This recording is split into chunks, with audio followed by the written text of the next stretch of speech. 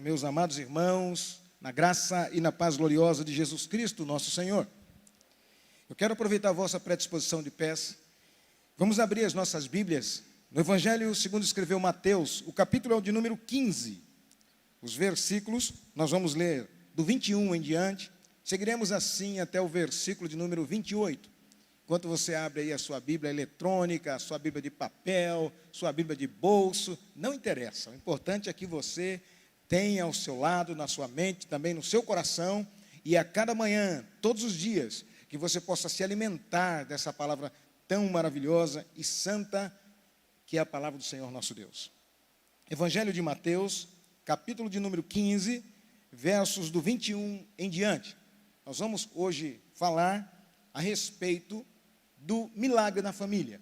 E dentro de duas passagens, duas famílias diferentes, o mesmo Deus vai agir de forma diferente, mas Ele vai curar essas famílias e nós vamos entender como. Eu vou aproveitar e ler com você, deve estar aparecendo para você também na tela, os irmãos estão presentes, na Bíblia que está aí na tela. Está escrito assim: E partindo Jesus dali, foi para as partes de Tiro e de Sidom. E eis que uma mulher cananeia, que saíra daquelas cercanias, clamou dizendo: Senhor, filho de Davi, tem misericórdia de mim, que minha filha está miseravelmente endemoninhada. Mas ele não lhe respondeu palavra. E os seus discípulos, chegando a ele, rogaram-lhe, dizendo: Despede-a, que vem gritando atrás de nós. E ele respondendo disse: Eu não fui enviado, senão às ovelhas perdidas da casa de Israel. Então chegou ela e adorou-o, dizendo: Senhor, socorre-me. Ele, porém, respondendo, disse: Não é bom pegar no pão ou do pão dos filhos e deitá-lo aos cachorrinhos. E ela disse: Sim, Senhor, mas também os cachorrinhos comem das migalhas que caem da mesa de seus senhores. Então respondeu Jesus e disse-lhe: Ó mulher, grande é a tua fé, seja isso feito para contigo, conforme ou como tu desejas. E desde aquela hora, a sua filha ficou sã. Aqueles que creem nessa palavra, diga comigo, amém. Pode tomar assento, bendizendo o nome daquele que é eternamente Cristo, o nosso Senhor, Senhor nos céus, Senhor na terra, um Senhor que nunca nos deixa sós. Nós estamos hoje, irmãos, fechando uma grade de um mês, falando sobre família. E no dia de hoje, como já disse, nós vamos falar sobre milagre na família. Isso é muito importante, porque a maioria de nós vive e gosta muito de milagres. É maravilhoso, quem não gosta de receber milagres, né? Mas eu quero dizer que toda família, na verdade, ela precisa de um milagre.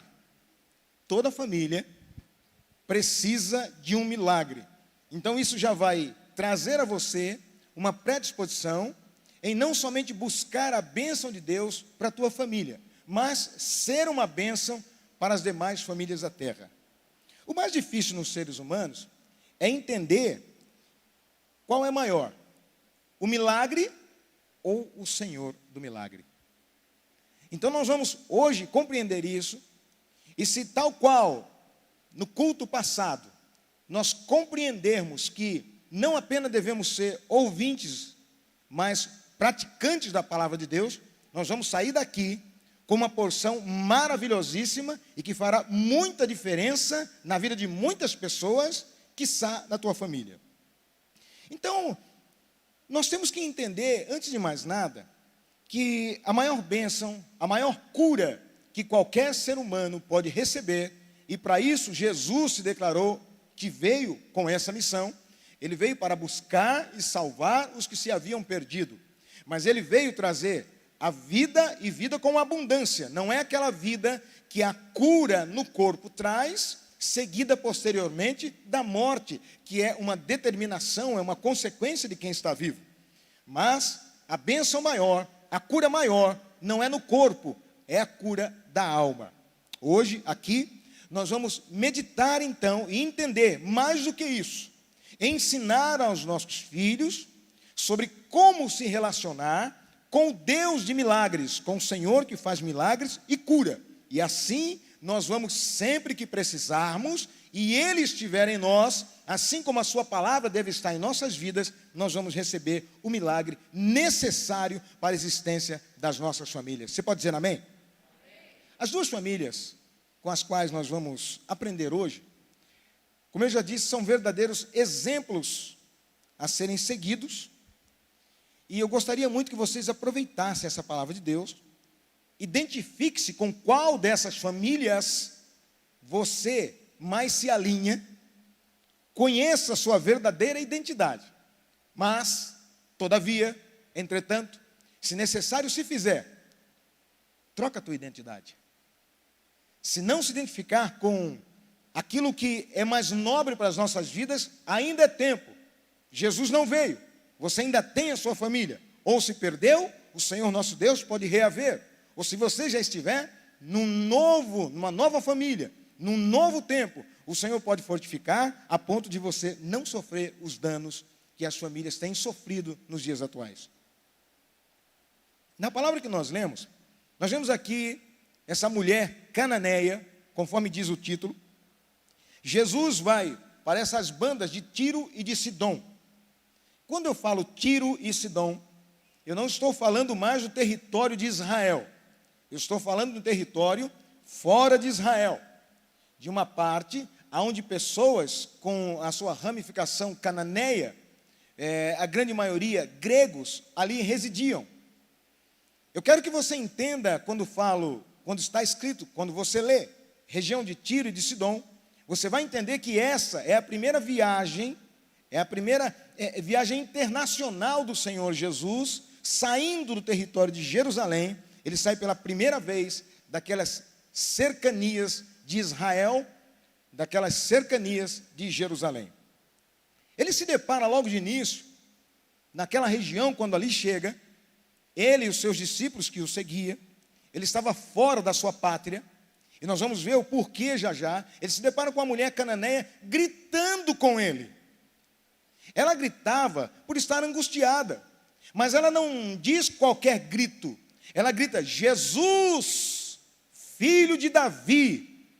Mesmo que essa mulher não conhecesse, ou seja, como é que ela chegou ao conhecimento e a diferença de chamar Jesus, diferente de como os escribas, fariseus, saduceus, os exegetas, os massorretas, chamavam Jesus na época de impostor, de que agiam pelo espírito de Belial, de paroleiro, de traidor, de falso, de divisor. Mas essa mulher, mesmo não sendo israelita, mas ela tem uma revelação, ela na sua pobreza, na sua necessidade, ela chama Jesus filho de Davi, que é a mesma coisa naquela época que dizer Jesus o Messias, o filho do grande rei, porque estava escrito nos anais da história do povo judeu que o Senhor levantaria do trono de Davi o seu Messias. E ela grita aqui, num contexto onde não reinava nessa época o rei Davi. Ele já havia morrido há muito tempo, a sua família não estava no poder. Roma é quem estava implantando o seu governo imperial sobre a Judéia, Galiléia, suas cercanias, o mundo conhecido atual. Mas essa mulher, na sua necessidade, ela não perde o equilíbrio, ela tem o mesmo equilíbrio que aquela viúva. Lembram da viúva de Naim? Ela teve o equilíbrio de ir buscar em quem tem. Lembra-se também daquela outra mulher que o seu filho morreu e ela vai até o profeta e ela não se ilude, ela não para no meio do caminho, ela não é interrompida por quem pergunta: vai bem contigo, vai bem com teu marido, vai bem com teu filho? O marido não sabia, naquela época o filho estava morto, ela não estava bem, era o seu filho que estava morto, mas ela não para com os problemas dessa vida, mas ela segue até o homem de Deus, porque ela sabe onde encontrar, e quem sabe onde vai buscar, encontra o lugar certo. Sêneca, um escritor, um pensador, já dizia: para aqueles que sabem aonde estão indo, todos os ventos lhe são favoráveis, mas quem não sabe para onde vai, nunca chega a lugar nenhum.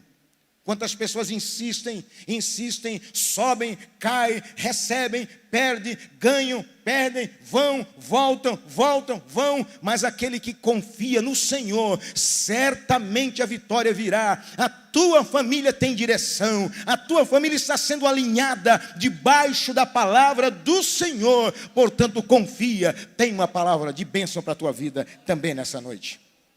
Ela diz ali, talvez alguém diga, mas pastor, uma certa vez o cego Bartimeu, que significa filho de Timeu, também clamou dizendo, Jesus, filho de Davi, tem misericórdia de mim. Mas ele era judeu, essa mulher era cananeia, conforme está no texto que nós lemos aí. Então nós entendemos que diferente do cego, filho de Timeu, diga-se aqui Bartimeu, essa mulher, ela ouvira falar de Jesus e crera. Mas não somente crera, ela estava empregando o que aprendeu, o que creu, o que ouviu de alguém, em algum lugar, em algum tempo. Ela estava agora diante de Jesus, reconheceu Jesus e não deixou o tempo passar. A diferença é que ela grita com Jesus. Ela está pedindo misericórdia, ela está gritando. Nós vamos aprender que nem sempre o grito nos leva a algum lugar. Principalmente quando se fala com alguém que sabe de todas as coisas. O Senhor conhece a tua e a minha necessidade, a necessidade da tua família. Mas eu vejo aqui também que ela pede misericórdia por ela, fala, tem misericórdia de mim. Ué, mas não era a filha que estava endemoninhada? Não era a filha, imaginem irmãos, só que a angústia era dela. Ela sabia que para chegar a bênção na filha, tinha que primeiro passar por ela. Ela nos dá uma lição aí de autoridade. Essas duas famílias com as quais nós vamos lidar e aprender hoje, vai nos dar uma lição de autoridade. Ora, eu não preciso dizer aqui, principalmente para as que são mães, o quanto ela sofre para deixar que o seu corpo seja deformado, e que por 9 meses, normalmente, algumas mais, outras menos, mas é mais difícil, né? Menos, algumas vezes acontecem, mas ela se deixa ser transformada, ela gera uma expectativa. A partir do momento que descobre que está grávida, ela já começa a sonhar, começa a fazer planos. Diferentemente da maioria dos homens que já acompanham, mas a mulher vive, ela mergulha nessa realidade e ela espera alguma coisa. E quando ela tem esse algo, não é uma enfermidade qualquer que perturba essa menina, não é algo que os médicos podem fazer, não há aqui uma esperança na vida, mas essa esperança ela só poderia encontrar em Jesus, porque a menina estava endemoninhada, um ninho de demônios tomava conta dessa menina, e ela via agora a sua filha miseravelmente endemoninhada, e ela grita, vai até Jesus. Jesus lhe responde o quê? Nada. Não é assim que está escrito aí? Ela gritou com Jesus. Jesus respondeu o quê? Nada. Nós já vemos aqui, irmão, que aquela mulher, nós já estudamos aqui, que para os homens nada é nada, né? Quando ele diz, você está dizendo nada, nada é nada. E para a mulher, nada é alguma coisa. Tua serva não tem nada, vírgula, senão uma botija de azeite. É aquele caso que nós aqui conversamos e que é necessário que os homens conheçam. Pergunta a mulher, o que está havendo com você? Nada.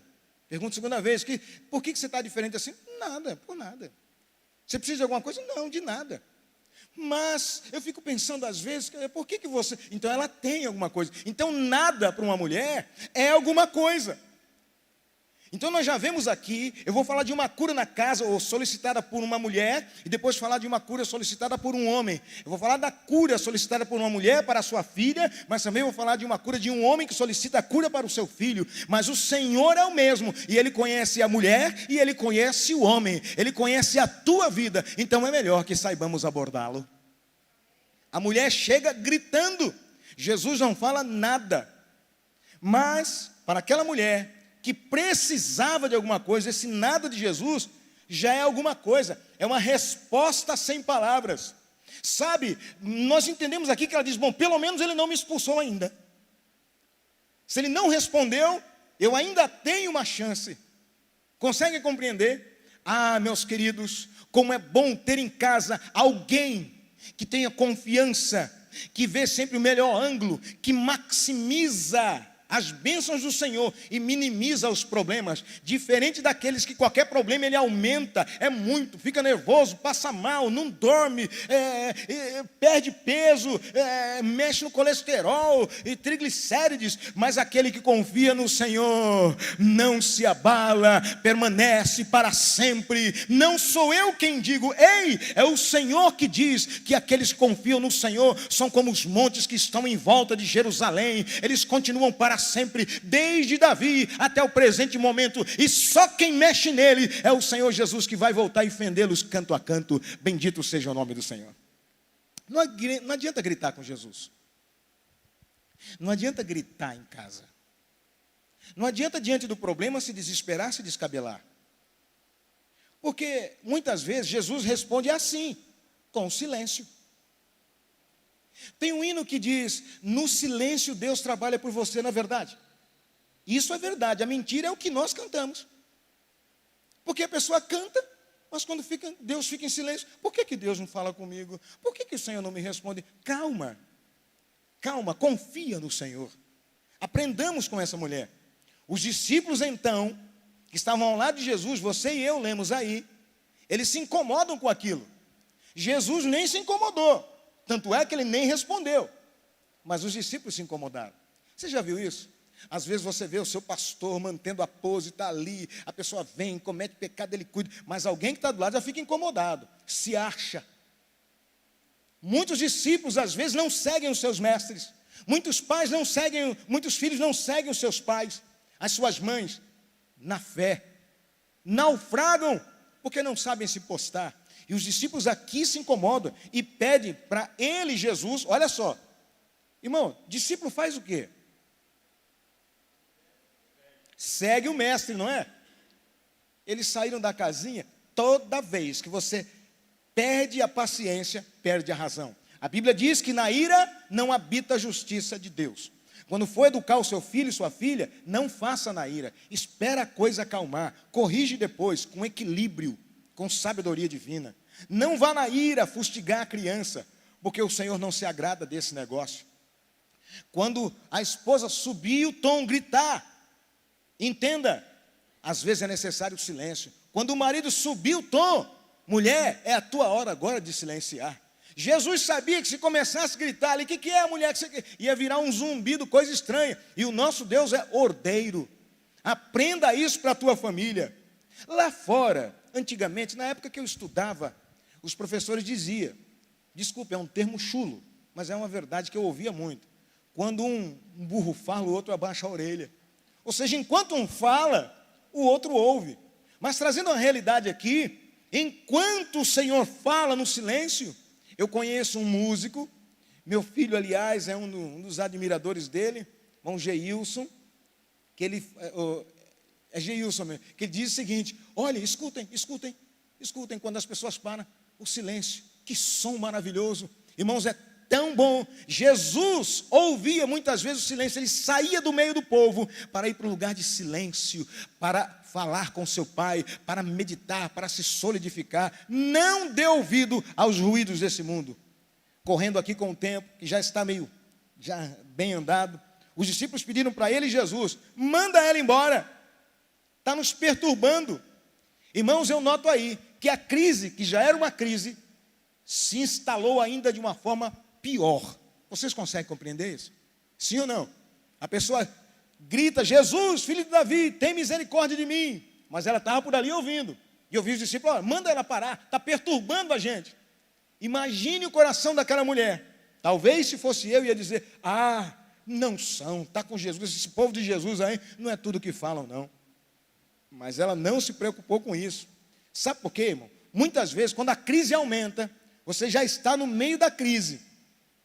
Quando a crise aumenta mais, você precisa entender que o teu e o meu milagre está no meio da crise. Nunca vi um milagre acontecer sem que haja uma crise antes. Então, quando a crise vier, se você é servo de Deus, ensine para os seus filhos, para a tua família, para o teu esposo, para a tua esposa, lá na tua casa. Quando a crise chegar, já começa a dizer: filho, não se preocupe com a crise, já olha a vitória, está lá na frente, vem vitória aí, porque toda vitória tem que ter uma crise. Não pense na dificuldade da escola, já pense no dia da formatura. Não pense na dificuldade do mês, pense no dia que você vai receber por aquilo. Não pense nas agruras dessa vida, pense na tua chegada nos céus e carrega a tua família junto contigo, porque ela vai ser vitoriosa em nome de Jesus. A mulher não parou. Não há milagre sem crise. Não tem milagre sem crise. Jesus agora responde para quem? Para ela? Não, para os discípulos. Ele continuou em silêncio para ela. Mas Jesus devia falar para ela. Mas Jesus fala para quem Ele quer. Não é assim que nós não chamamos Ele de Senhor? Então por que nós queremos que Ele faça do jeito que eu quero? Do jeito que eu entendo? Eu não preciso entender. Eu só preciso confiar. E além de confiar, conhecer ao meu Senhor. E quem confia no Senhor... é uma redundância. Confia. Quem tem, tem. Quem confia, confia. Jesus responde aos discípulos. Mas a mulher está de ouvido aberto, ela não é surda. Tudo que ele disser, mesmo que não seja diretamente para ela, afinal de contas, ele é o dono do poder. Qualquer coisa que ele disser, serve. Ela está de ouvido ali. E Jesus, então, diante daquele questionamento, ele responde aos discípulos. Mas eu acho interessante ainda que esse silêncio, diante esse silêncio não leva a mulher a desistir, não. Ela diz as palavras certas no momento certo. Olha só o que ele responde aqui, versículo 26. Então, porém, respondendo, disse. E ele respondendo disse: eu não fui enviado senão as ovelhas perdidas da casa de Israel. Jesus falou isso para os discípulos. E o que a mulher fez o quê? Então vai embora. É isso mesmo, está vendo? Eu sabia, esse Jesus de vocês não é de nada. Não, ela está ouvindo. Ela grita: Senhor, socorre-me. Irmão, você não sabe como isso toca o Senhor. Quando os recursos humanos falham, ficamos sem interferência, sem domínio algum diante do dono dos milagres. Ele diz aqui, não é bom pegar o pão dos filhos e deitá-los aos cachorros. Irmãos, essa resposta é áspera. Não é uma boa resposta. Ela demorou tanto para ouvir, não responde para ela, mas responde para os seus discípulos ali. Eu vim senão para os pedidos da casa de Israel. Mas ela então, ela recorre, ela diz assim, chegou ela e adorou-o dizendo: Senhor, socorre-me. Ele agora respondeu para ela: não é bom pegar o pão dos filhos e deitá-lo. Esse deitá-lo aqui originalmente não é entregar aos cachorrinhos, é jogar aos cachorrinhos. Nem isso é bom. Jogar o pão dos filhos para cachorrinho não é bom. Mas ela responde: sim, Senhor. Esse Senhor aí é com letra maiúscula. E Senhor com letra maiúscula, a tradução dele é Adonai.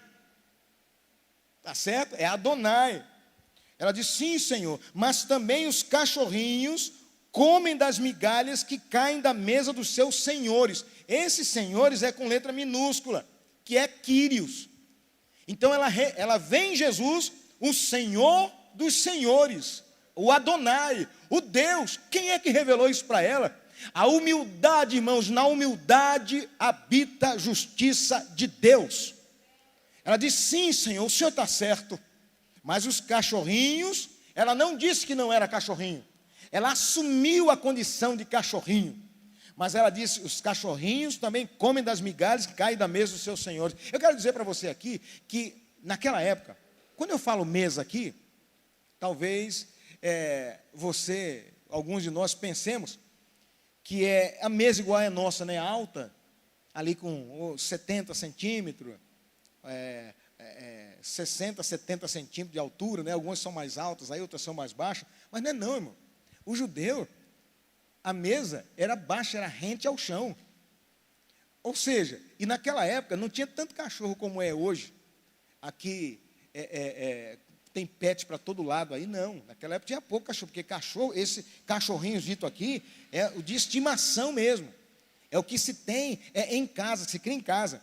Ela disse, mas os cachorrinhos também comem da mesa, das migalhas que caem da mesa de seus senhores.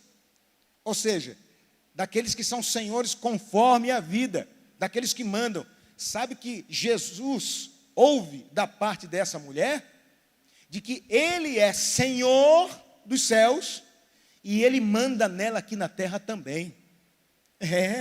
Ela entendeu, mesmo não sendo israelita, que o Senhor manda na vida dela. É um princípio que ela aprendeu de algum lugar. Eu correndo aqui, irmãos, estou vendo certo movimento aí, né? Mas deve ser, por algo, se alguma coisa precisar, os irmãos me falem diretamente aí, tá? Aí surge a resposta buscada da mulher. Jesus responde para ela, ó mulher,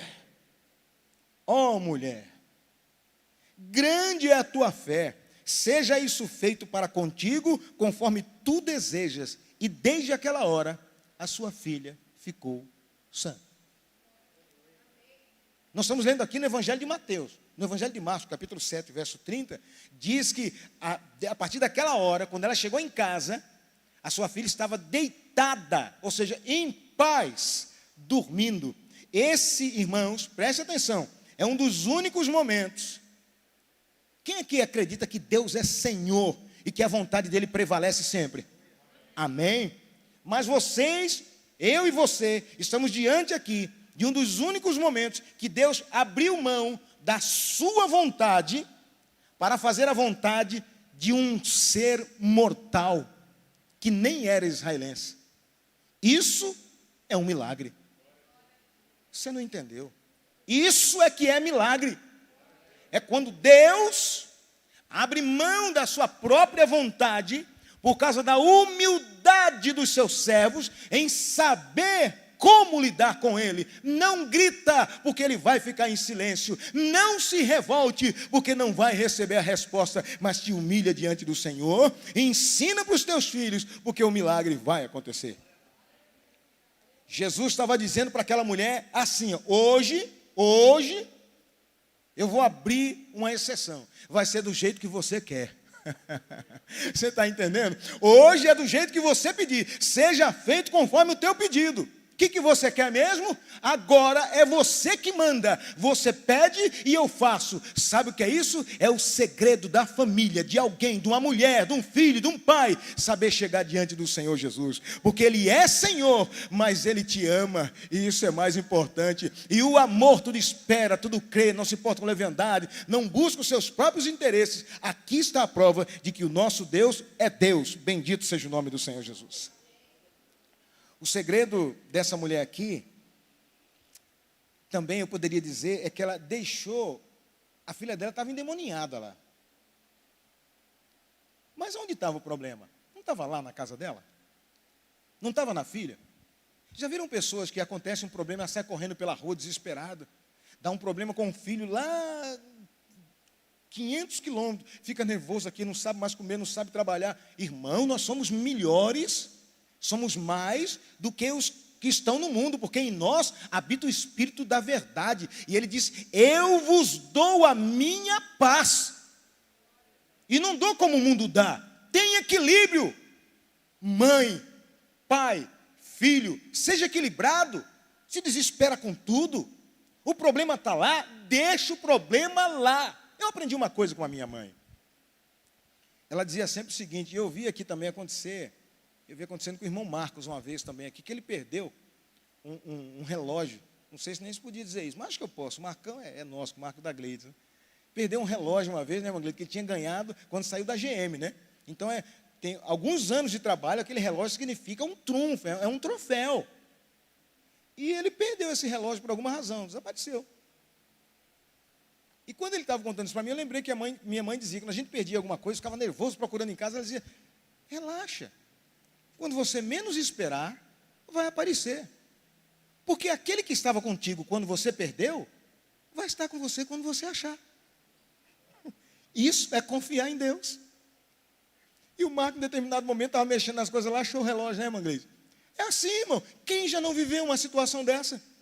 Ah, eu não vou conseguir viver, minha vida não vai dar, eu estou morrendo. Dali a 20, 30 anos ele está contando, sabe, uma vez era assim, você não morreu não, você está aí. Você não vai morrer, porque o Senhor é contigo por onde quer que andares. Deixa o problema lá, quando você estiver diante de Deus, engrandece o nome dEle. Diga, Jesus, filho de Davi, olha para mim.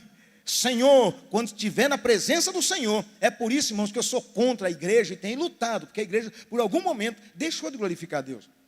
Ficam calados, parece que é feio glorificar a Deus. Não, na presença do Senhor é para louvar o nome dEle a todo momento. É o único tempo que você tem para dizer quem Ele é. E Ele é Senhor da tua, da minha vida. E Ele tem o teu e o meu milagre nas suas mãos. Se eu fosse você, faria barulho e clamaria a Ele. E gritaria a Ele. E ensinaria aos filhos, filho, aprenda a falar com Jesus. E mesmo no silêncio, Ele está preparando a vitória para te dar.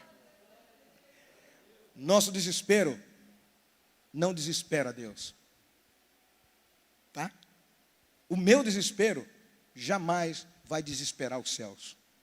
Os céus nunca entrará em crise. As guerras que já houveram não desestabilizaram Deus. O holocausto não desestabilizou Deus. Essa enfermidade não desestabiliza Deus, porque Ele era, é e há de ser. Ele é Deus, ninguém toma isso dele. Amém, queridos? Amém. Nós vamos então ao segundo passo. Eu te chamo agora para o Evangelho de João. O capítulo é o de número 4. Os versos do 43 ao 50. Nós vamos ler aí, agora, nós acabamos de ver uma mulher cananeia, ou sírio-fenícia, uma mulher cananeia, estrangeira, estranha ao povo judeu, recebendo para sua casa um milagre de Jesus. Agora nós vamos ver um outro homem, uma outra pessoa, agora um homem, recebendo não para sua filha, mas para o seu filho, um milagre de Jesus. E 2 dias depois, partiu dali e foi para a Galileia, porque Jesus mesmo testificou que um profeta não tem honra na sua própria pátria. Presta atenção nesse versículo. E chegando, pois, à Galileia, os galileus o receberam, vistas todas as coisas que fizeram em Jerusalém, no dia da festa de Pentecostes. Porque também eles tinham ido à festa. Segunda vez, Jesus foi a Caná, da Galileia, onde da água fizera vinho. E havia ali um oficial do rei, cujo filho estava enfermo em Cafarnaum, cidade marítima. Ouvindo esse que Jesus vinha da Judéia para a Galileia, foi ter com ele e rogou que descesse e curasse seu filho, porque já estava à morte. Então Jesus lhe disse: se não virdes sinais e milagres, não crereis. Disse-lhe o oficial: Senhor, desce antes que meu filho morra. Disse-lhe Jesus: vai, o teu filho vive. E o homem creu na palavra que Jesus lhe disse e partiu. 51. E descendo ele, logo saíram-lhe ao encontro os seus servos e lhe anunciaram, dizendo: o teu filho vive. Glória a Jesus. Irmãos, esse oficial aqui era oficial do rei Herodes, o Antipas. Jesus estava saindo da Judéia, que era a sua terra natal. Um estado, na realidade, Judéia era um estado, tá? Como se fosse o estado de São Paulo, indo para outro estado, que é o da Galileia. No caminho, ele passou por uma cidade chamada Samaria, que ficava entre a Judéia e a Galileia. Ele, quando passou em Samaria, e aonde Jesus chega, sempre alguma coisa acontece. Ele mudou o conceito de vida de uma mulher, conforme nós já sabemos, a mulher samaritana, né? e sarou mais de uma família através daquela mulher. 2 dias depois, porque inicia os versículos dizendo 2 dias depois. 2 dias depois do quê? Dele sair de Samaria, dele ter esse encontro com a mulher samaritana. Ele seguiu o caminho para a Galileia. Ele estava no caminho da Judéia, seguindo para a Galileia. A distância de caminho era diferente, tinham pelo menos 3 caminhos diferentes, tá? Havia um caminho que durava 150 quilômetros, porque alcançava as montanhas, né? Outro caminho que era 140 quilômetros, já ia uma região marítima, perto do litoral. E outro trecho, que era de 120 quilômetros, mas tinha que passar por Samaria. Por isso, tinha que passar por Samaria, tá? No versículo 44, nós vemos aí, Jesus sabia, e por isso ele deixa registrado, para que nós também possamos falar. Isso também serve para você, pai, que é profeta na tua casa. O profeta não tem honra entre os seus. Na sua família, a honra é diminuta.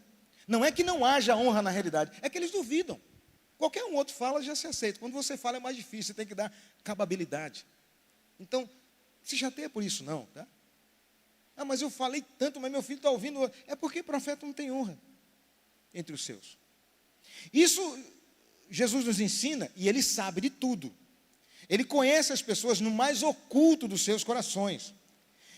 Ele age, nós vamos ver aqui que Jesus age, para que a nossa fé seja lapidada nos nossos corações. Porque Jesus e os seus milagres não têm a intenção de salvar a carne, mas os milagres que Jesus concede, ou concedeu, e ainda concede, a intenção é alcançar a alma, o que significa dizer que para aqueles que estão em Cristo, com milagre ou sem milagre, ele sossega no Senhor, porque a alma já foi tocada por Jesus. Mas nós estamos aqui diante de um oficial do rei Herodes. A maioria das pessoas dão muito mais valor, não é pouco, ao milagre do que ao Deus do milagre. Só que evangelho não são milagres, ou não é milagre. Evangelho é poder de Deus para salvar o pecador. Isso é evangelho. Mas a falta de fé fecha portas. É por isso que Jesus diz que as pessoas não acreditam se ele não fizer um milagre. Jesus estava querendo dizer ali, mas eu tenho que fazer milagre para vocês acreditar quem eu sou? Ele já estava saindo da sua região, porque os seus não criam. Mas esse não é o filho de Maria? Esse não é o filho de José? Os seus irmãos, Tiago, que depois mudou a sua concepção, não acreditava que Jesus viera de Deus. Não, Jesus é meu irmão, é meu meio-irmão. Então, a fé, muitas vezes, fecha portas, inclusive dos milagres. Às vezes nós pensamos que estamos no caminho certo, mas estamos no caminho errado. Esperando que Jesus faça milagre, quando Ele é o maior milagre, e Ele sabe de todas as coisas. Não andeis ansiosos pelo dia de amanhã, pelo que é a vez de comer, de beber, de vestir. Porque o vosso Pai Celestial cuida de vocês. Vocês estão entendendo? O milagre é para ser agradecido, não de se viver pedindo. Mas isso é difícil para nós compreendermos. Mas vamos à história. Nós aprendemos com essa lição aqui, que a posição social não adianta, e ensina isso para os teus filhos. Por mais que você estude, seja sábio, tenha dinheiro, tenha boa aparência, mora nos melhores lugares, mas a posição social não traz isenção de tragédias. A tragédia ela vem para todos. Lá no Salmo 70, Asaf balançou na sua existência, porque começou a olhar para as pessoas lá fora.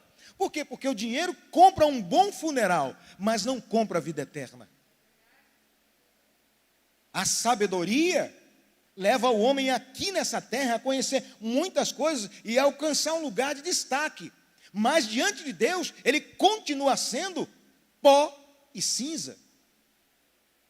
o poder e o nome adquirido. Tem gente que vive para ter um nome, para que a sua família tenha um nome. Jó tinha nome também, mas isso não evitou a tragédia na sua vida. A diferença é que Jó, além do nome, tinha um Deus e uma fé em Deus, e isso é que faz a diferença.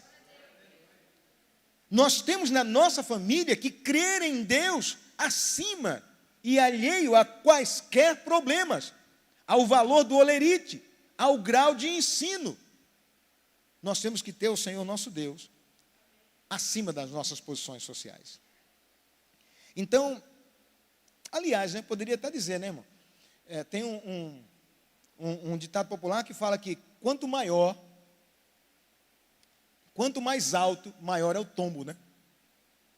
A natureza já diz isso. Uma árvore baixinha, um arbusto, quando cai, não chama a atenção de ninguém. Mas uma árvore grande, ela sofre com o vento, sofre com a tempestade, sofre com a chuva, sofre com o sol. E o tombo, na maioria das vezes, é muito grande. Então, vejam aqui que os efeitos da tempestade, da angústia, as lutas, as crises, vêm para qualquer um.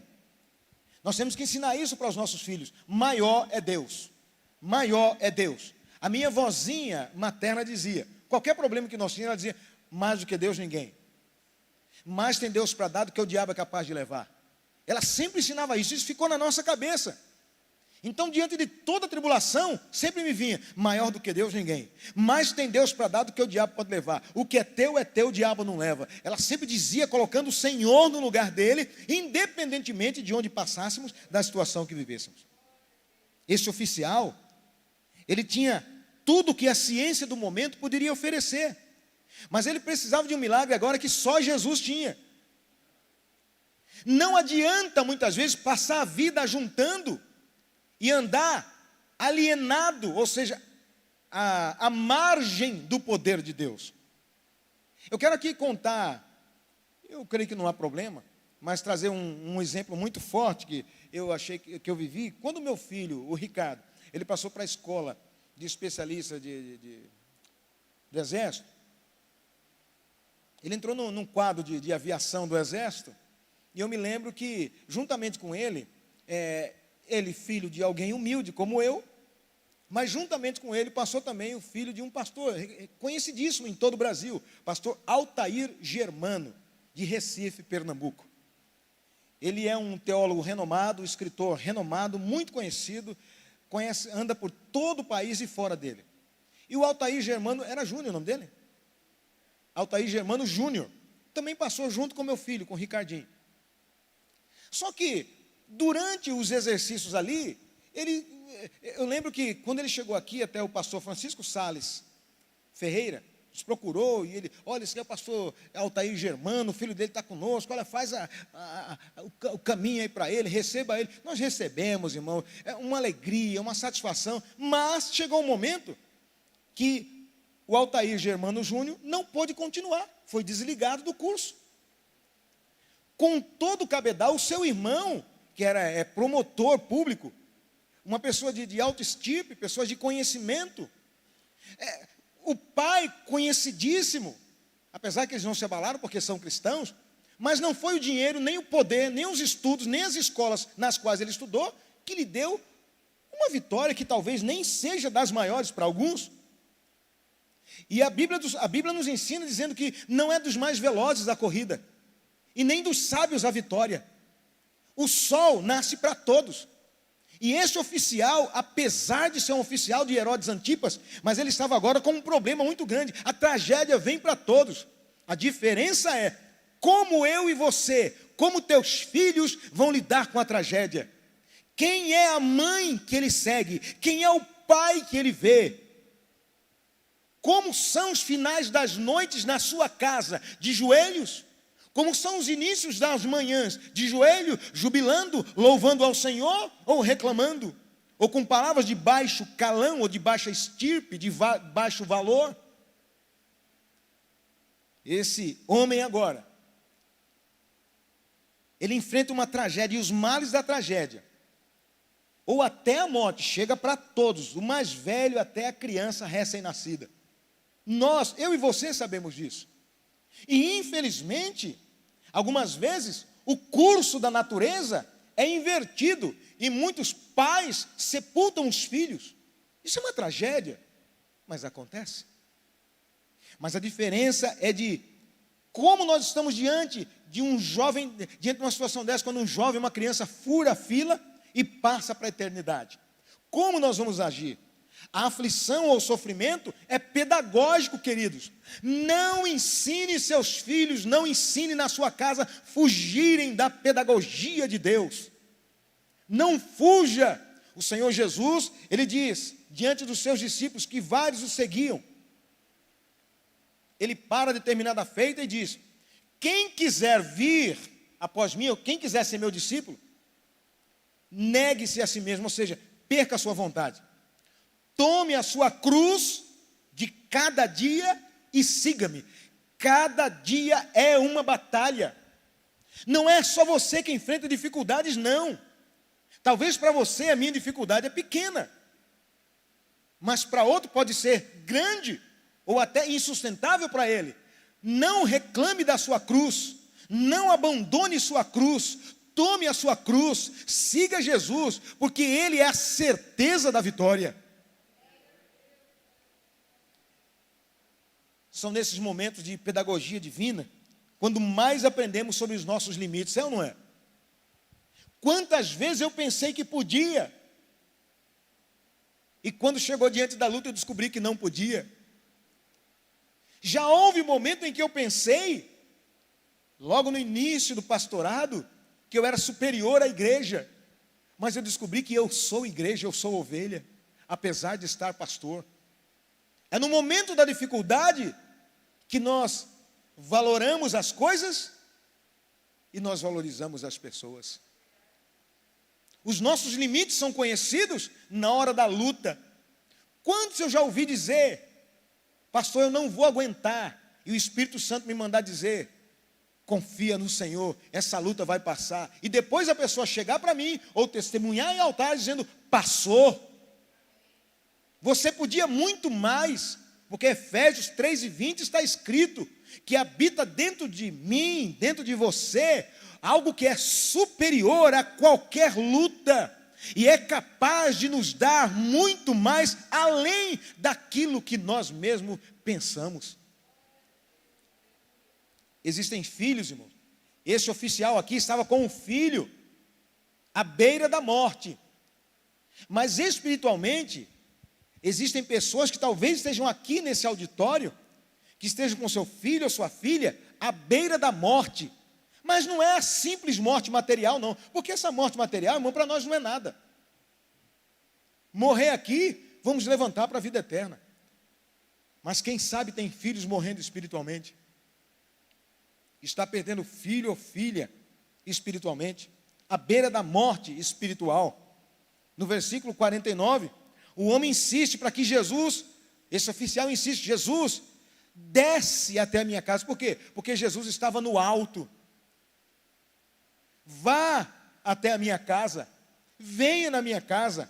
Na verdade, irmãos, é disso que nós mais precisamos, da presença de Jesus na nossa casa. Olha só o que ele disse aqui, ó. Disse o oficial: Senhor, desce antes que meu filho morra. Se eu fosse você, diante da situação, não reclamaria, mas olharia para cima, nesse caso aqui em Caná, onde Jesus estava, e esse oficial morava em Cafarnaum, cidade marítima, cidade mais bonita, onde estavam os cavalos, os palácios reais. Jesus, desce, vem. Nós precisamos do Senhor, eu preciso do Senhor. Você não precisa dizer mais nada do que isso, eu preciso do Senhor. Engrandece o nome de Jesus, vai até Ele. Todavia, é preciso tomar algumas atitudes certas que levam a tua família, a tua vida ao milagre. Se eu fosse você, eu aprenderia muito direitinho. Olha só, alguns passos são importantes para que o milagre chegue na nossa casa. E se você crer, vai chegar.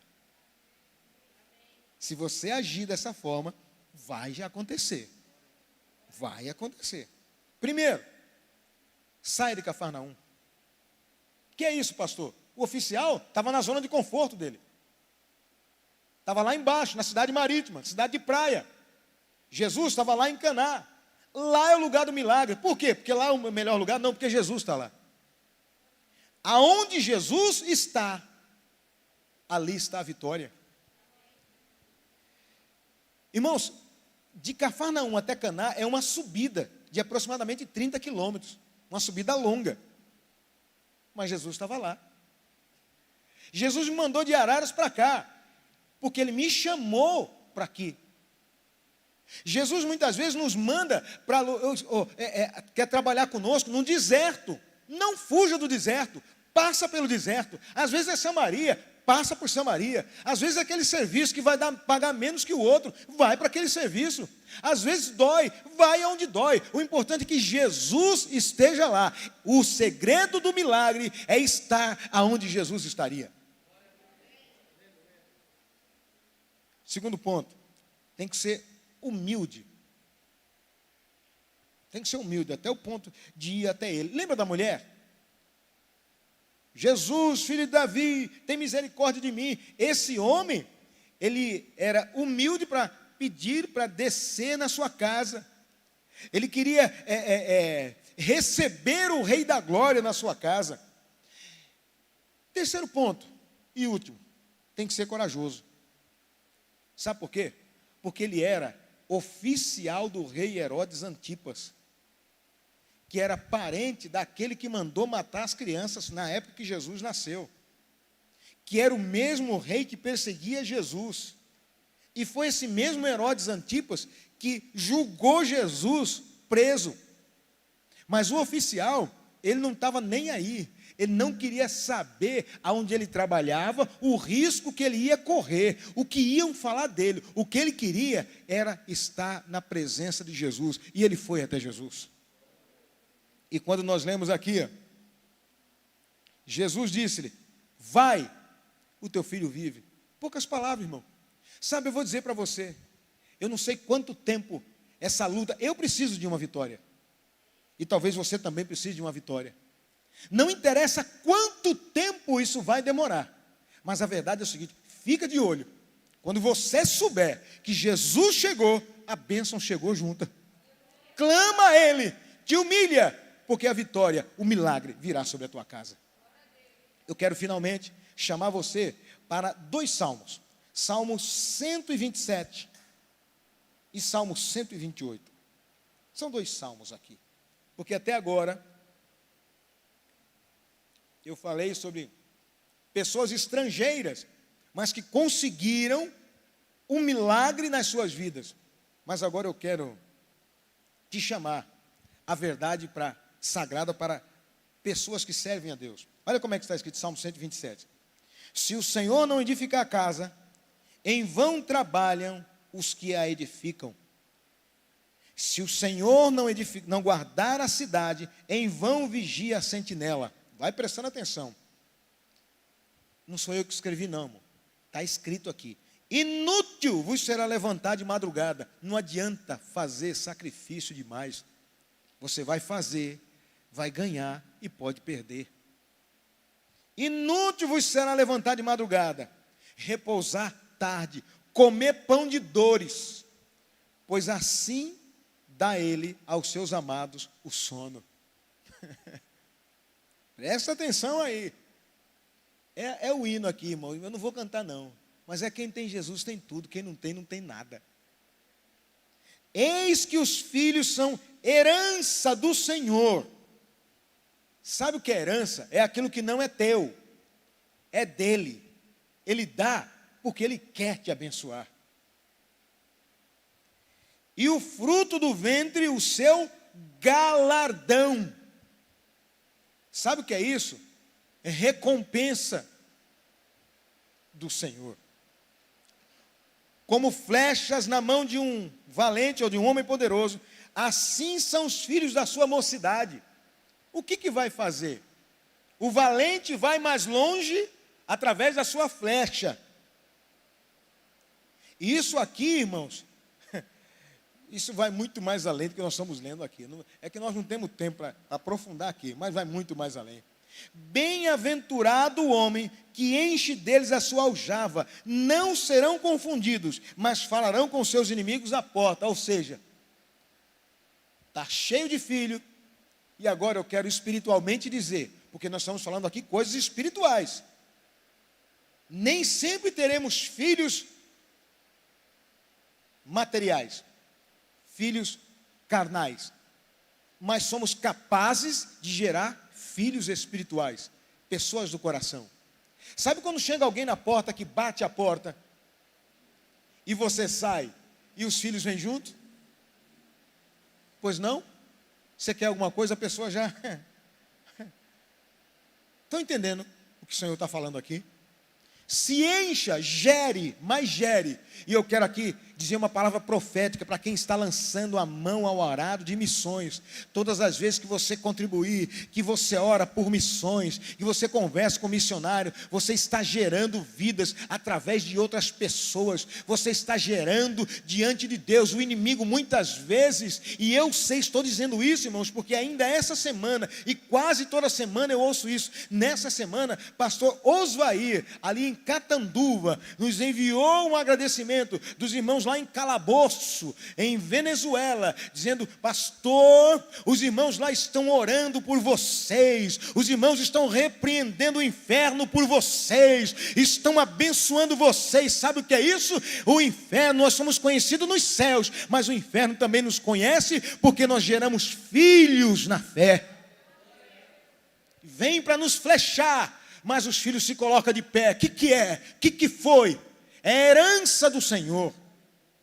É uma bênção de Deus. É milagre de Deus sobre a tua vida. Mas não fica somente por aqui. Vamos lá, Salmo 128. Bem-aventurado aquele que teme ao Senhor e anda nos seus caminhos. Irmãos, eu acredito que quando a pessoa recebe o milagre, ela se sente feliz, sim ou não? Eu sei porque já recebi alguns milagres, cura inclusive, e fico muito feliz. Verdadeiros milagres na minha vida, de concursos que passei. Eu me lembro de um deles, eu e a minha esposa pastoreavam uma igreja em 1991, ali em São Paulo. E eu me lembro que uma determinada feita, uma das irmãs ali que trabalhava no banco, me esqueci o nome dela, se você lembrar, Silvana, falou: pastor, abriu o concurso. Eu era cabo da Polícia Militar. Ela falou: pastor, abriu o concurso, estava estudante, tinha comprado uma apostila, estava estudando no Banco do Brasil, naquela época, estudava-se, fazia concurso no Banco do Brasil, e eu já havia triscado da primeira vez, estava num momento muito bom de estudo, e ela falou: pastor, abriu o concurso para o TRE, Tribunal Regional Eleitoral, salário muito bom. E ela se inscreveu, né, filha? E eu, ela e mais alguém lá que se inscreveu, não lembro se foi a Lucinha, só nós dois, né? Um concurso muito pesado, difícil. E fizemos o concurso. E eu me lembro, estava num culto, acabou o culto, ela toda feliz com o diário oficial. Pastor, o senhor passou, o senhor foi aprovado. Irmãos, que felicidade. Que felicidade. Trabalhar no TRE, que seria hoje ganhar 35 a 40 mil reais aproximadamente. Eu fiquei, mas é mesmo? Para quem estava na condição em que eu estava, sem um carro, sem uma casa própria, precisava recebíamos cesta básica, apoio da igreja, havia passado. Deu até vontade de dizer: Deus ouviu, né? Daquela vontade de você falar isso, né? Mas eu vou dizer uma coisa para você: aquilo era apenas felicidade. E minha mãe já dizia para nós, esse é um ditado popular nordestino, alguns não vão entender, tá? Mas se não entender, vou fazer o quê? Eu preciso dizer. Ela dizia: meu filho, vontade ou querer e caroço de farinha, ou grão de farinha, tá? Até o vento leva. Ou seja, vontade é nada. Vontade é hoje, não é amanhã. Vontade pode mudar por alguma coisa. E às vezes a nossa felicidade está numa vontade, num sonho. Mas o sonho vai esvaecer. E eu me recordo que olhando aquele diário oficial, eu falei, agora, pensei comigo, não falei, né? O boi foi para a sombra, né? Irmãos, nunca havia acontecido e nunca houve, depois daquele embargo, um curso embargado. O Estado, ou seja, o governo embargou. Os 12 que passaram recorreram, porque eram 12 vagas, todo o país. Recorreram, e recorreram, e recorreram. Passaram anos. Aí eu pergunto para você, alguém ganhou? Não. Por quê? Uma felicidade se foi.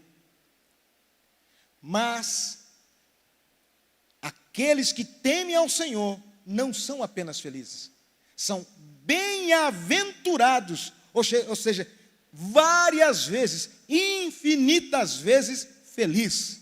Ele é feliz no nascer, ele é feliz no morrer, ele é feliz na festa, é feliz no choro, ele é feliz quando vai, é feliz quando volta, é feliz quando sofre, é feliz quando se alegra, é feliz quando recebe um sim, é feliz quando recebe um não. Por quê? Porque ele teme ao Senhor e anda nos seus caminhos. O caminho é do Senhor, e a família que teme ao Senhor, essa é bem-aventurada.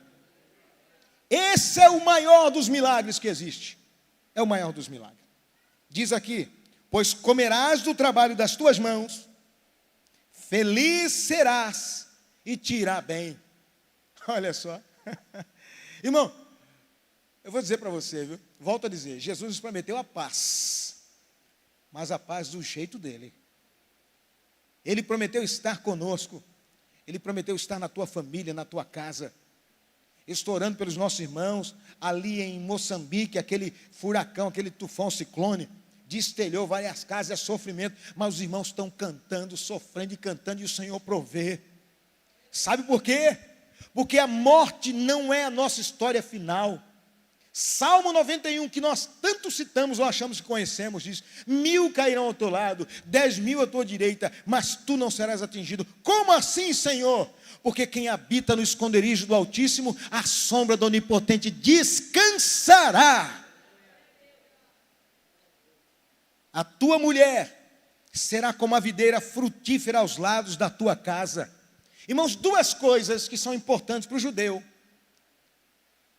É a vide, que produz a uva, que esmagada gera o vinho, que traz alegria, principalmente nas suas festas. E outra coisa muito importante para o judeu, aliás, são os dois símbolos nacionais, é a oliveira, que produz a azeitona, que coincidentemente, esmagada, produz o azeite, que unge. E todas as vezes que o Senhor se remete ao seu povo que Ele ama, vai lá para Eclesiastes 9:8. Come o teu pão com alegria, bebe o teu vinho, porque já o Senhor se agrada. Unge a tua cabeça, ou seja, é vinho e é azeite.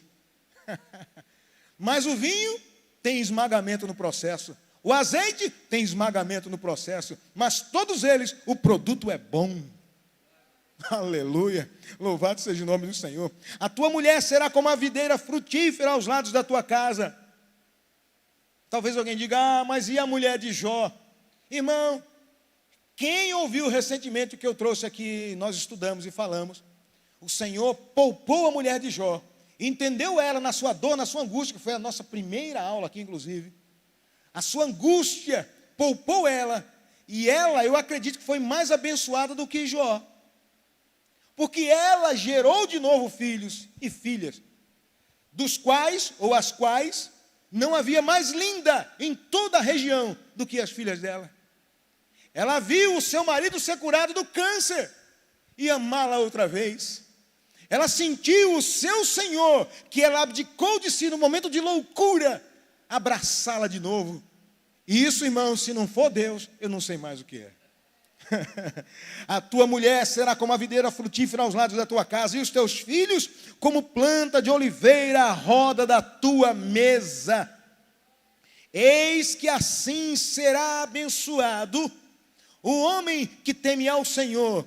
O Senhor te abençoará, desde Caná, desde Sião, desde Jerusalém, desde o alto, e tu verás o bem de Jerusalém, tu verás o bem da igreja, tu verás o bem do Senhor, tu verás o bem de Israel em todos os dias da tua vida, e verás os filhos dos teus filhos, verás.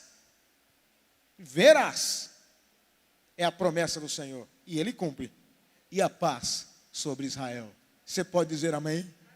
Tem milagre chegando para a tua casa, tem milagre chegando para a tua família. Aprenda como pedir. Se eu fosse você, já me humilharia, começaria em todos os dias. Nós já começamos, a igreja já começou. Eu tenho ouvido testemunhos de irmãos, e não foi diferente aqui, o presbítero Elvis dizendo, e eu também sou exemplo disso, irmão.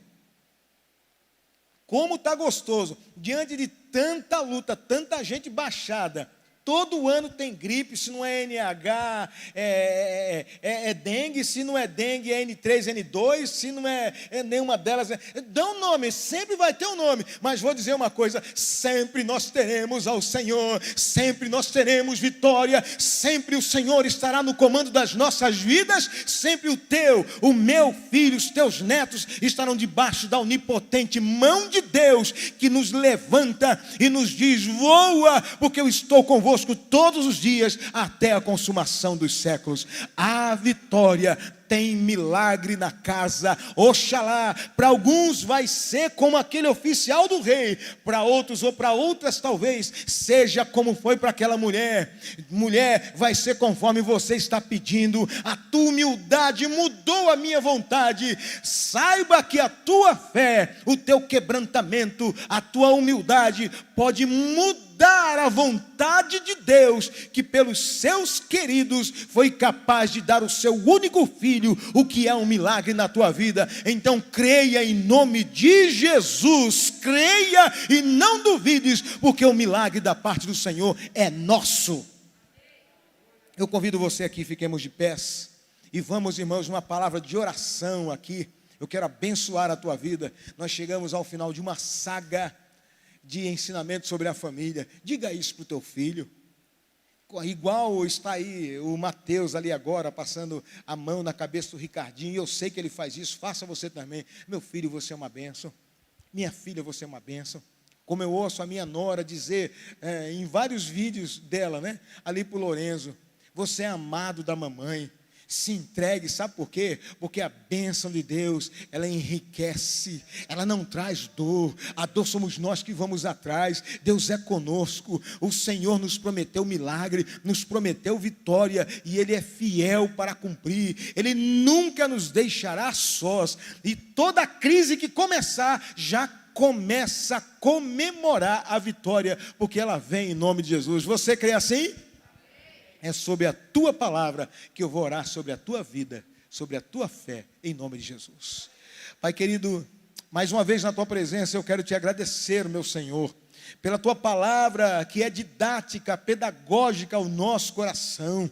E o Senhor tem mostrado também no nosso dia a dia. Nesta semana, Senhor, vivemos mais uma vez esse momento, ó Deus, ali em cima, no fio da navalha, mas o Senhor nunca nos deixa sós. Toda noite passa, toda nuvem se vai, todo terremoto termina, toda tempestade se acaba, mas o Senhor permanece para sempre. O Senhor é o mesmo ontem, hoje e eternamente. As tuas bênçãos nunca cessam, tal como uma fonte de água viva que faz saltar para a eternidade. Assim é a tua palavra nas nossas vidas.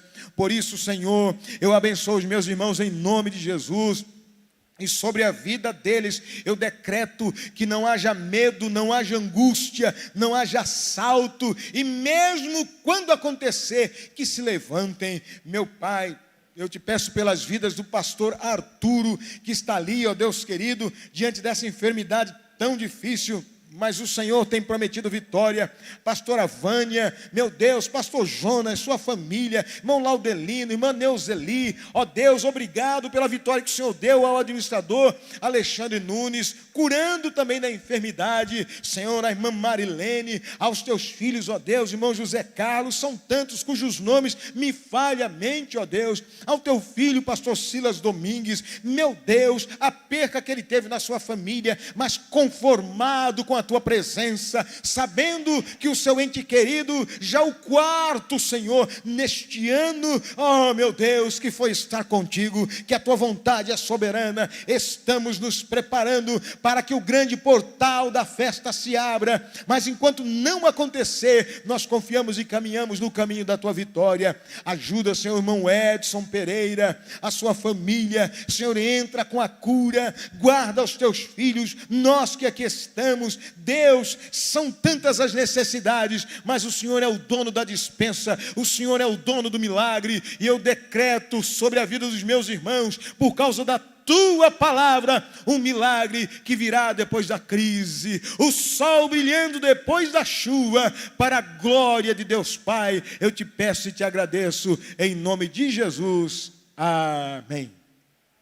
Queridos irmãos, chegamos ao ponto de vírgula desse trabalho, e eu louvo a Deus pela tua vida, pela